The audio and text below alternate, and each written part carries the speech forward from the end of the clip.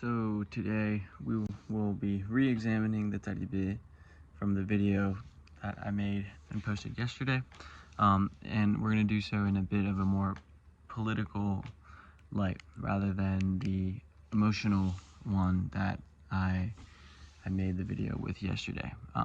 This issue is emotionally charged because there are children involved, but I think it's important to recognize that there is a political aspect to it as well.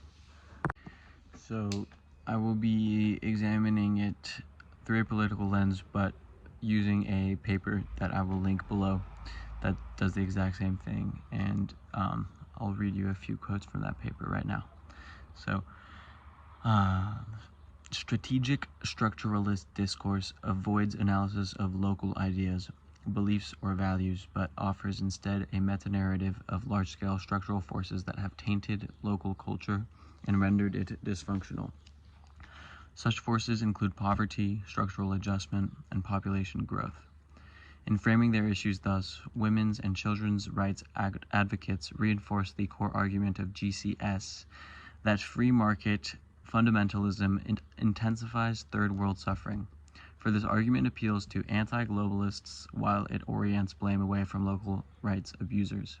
Politically expedient, such rhetoric nevertheless forces narratives about controversial cultural practices, such as Talibe, into a generic form that is as reductionist and monolithic as is strategic essentialism.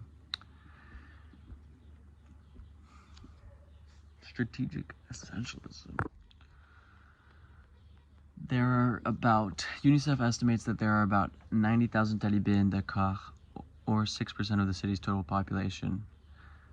When they are not begging, they crowd together on street corners, on verandas, or in half-constructed houses to learn the Quran. Often, the urban Talibé does not live year-round in the city, but lives in the countryside for part, if not most of the year. They are thus seasonal migrants who leave their Mahabouz village temporarily because crop yields are low, but who return to farm when the rain begins. The Wolof farmers whom I interviewed explicitly denied that they sent their children to live with Mahabou because they did not love them, could not care for them, or did not need their labor. They mentioned spiritual, educational, and didactic considerations that contrast with the ideas put forth by the scholars cited above. Children, Wolof farmers insisted, perform valuable work and are net producers rather than net consumers. They sacrificed their sons' labor to demonstrate their membership in an emerging Islam, believing that the Mahabou's discipline would mold their child's moral character and bring him closer to Allah. After spending years at a Quranic school as a slave to God, a son would emerge as a virtuous adult, able to withstand the difficult life that awaited him. The metaphor of slavery is central to Muslim conceptions of the relationship between an individual and God. Wolof farmers take this metaphor to heart in their frequent proclamations that they are simple slaves of God. Jam'u yala rek. Nevertheless, I present the data here. According to the UNICEF report, 86% of urban Talibé are less than 15 years old. Their average age is 10. Talibé are said to spend 1/3 of their waking time begging and devote considerably more time to begging than to learning the Quran. The report claims that most Talibé are not fed by their Mahabou, and many are not allowed to return home each day until they have collected a set sum of money which they must hand over to their Mahabou.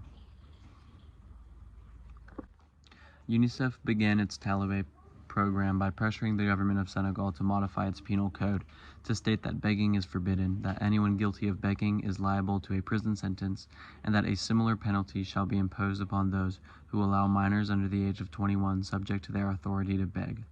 However, politically powerful Marabout countered this move. The government therefore amended the penal code to state that alms-seeking for religious purposes is not considered begging, a loophole that allows Marabout to escape legal culpability. How grave are the misrepresentations that now circulate? With respect to Talibe, I have argued several points. Although Talibe have existed in Senegal for hundreds of years, human rights activists depict the urban Talibe as a new and dangerous phenomenon, emerging from a society torn asunder by urban poverty and structural adjustment. He is considered a mutation of the rural Talibe, a fundamentally different being, and his life is seen as far harsher than the latter's. Contrary to this, many Wolof farmers stress the continuities between urban and rural Talibes and speak of a long but honorable history of Talibe's suffering. They explain the Talibe's pain and physical deprivation as a conscientious child-rearing strategy, implying agency within a different value system. Human rights advocates, however, assert that the Talibe institution is linked to uncontrolled fertility, economic strain, and to parents' inability to care for all of their offspring. This assumption misrepresents the deliberate choices driven by faith that many Wolof parents make in rearing their children. Finally, human rights advocates bolster their allegations of social breakdown with the alarmist assertion that the number of Talibe is rising. Yet this claim, like the others, is unsupported by data and vehemently denied by virtually all of the Wolof farmers whom I interviewed. The paternalistic assumption that backwards Wolof farmers continue en masse to send their sons to live as the slaves of Marabout contrasts with the claims of many Wolof people that the institution has been in decline since at least the 1960s.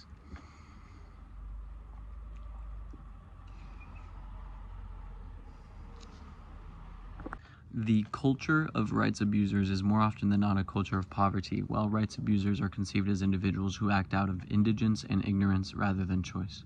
Furthermore, even as human rights advocates fetishize women's and children's bodily suffering through lurid descriptions of pain, exhaustion, malnutrition, and disease, often accompanied by close-up pictures, they often write reports and news articles in an elliptical fashion to avoid placing blame on local rights abusers. In many cases, human rights issues are reframed as social health problems in order to depoliticize them. These discursive tactics serve to sanitize cultural practices that have been thrust into the public sphere in order to appease critics who fear correctly that their traditions are under threat. So that is the extra background I will give from this paper. I'll link the paper down below if you want to read the whole thing. The point of including it is to show you that even when I was making my video yesterday, having read this paper, I didn't necessarily take everything that the paper was saying into account. I myself, I think in the video, say that the Talibe, there's different types of Talibe, and to be fair, that's true. From what I see, from what I heard talking with people in Senegal, there are Talibe who are treated better than the Talibe who are treated badly. And I guess that's kind of the point of what this paper is saying as well, is that there are local human rights abusers that need to be punished, need to be thrown into jail. But the whole Talibe system should not be viewed as something that is culturally anachronistic and bad.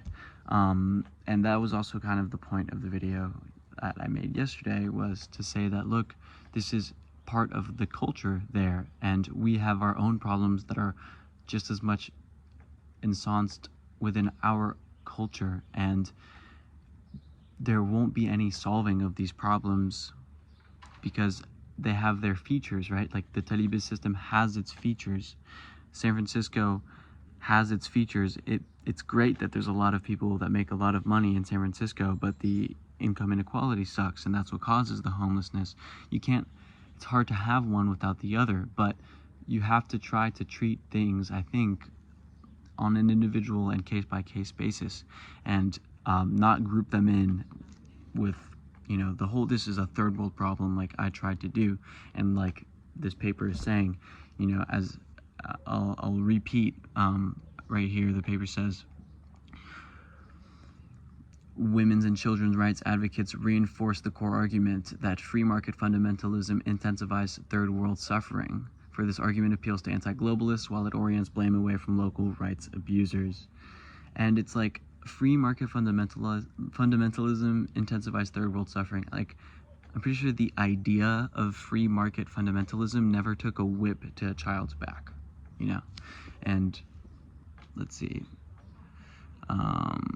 Men frequently recalled the punishments that they received when they made mistakes reciting the Quran. One 50-year-old man, in the middle of an interview, lifted his shirt to show me a back scarred with whip marks that he had received from his Marabout many years earlier. 50-year-old man, so this was 50 years ago. It's a long-standing system. Corporeal abuse in West African Quranic schools has been amply documented by other scholars and writers, from Senne's work in 1975, account of the stresses and tensions of Islamic education with a man who delivered the most deadly slaps across the face, to Cruz O'Brien in 1971, account of a Quranic school where the land was watered by the tears of the pupils who studied there. Jesus. Yeah, so there's, and I guess that's kind of normal, right? Like, if, I think there were some sayings in Senegalese, in Wolof, that, here we go. A child can't understand Allah but can understand the whip. And Juyu Hale Mugen Juyu Mag. The cries of a child are better than the cries of an elder who regrets what his undisciplined child has done. One interviewee compared children with a pliant piece of green wood that can and should be bent by force, given a shape that it will retain forevermore when it dries. Such child-rearing ideologies, no doubt influenced by Quranic and Middle Eastern beliefs, differ radically from the ideas of personhood and human rights promoted by our standards, right? So, it's just to show you that the problem is much more nuanced than even my video could make it out to seem. So, I needed to add another video to it.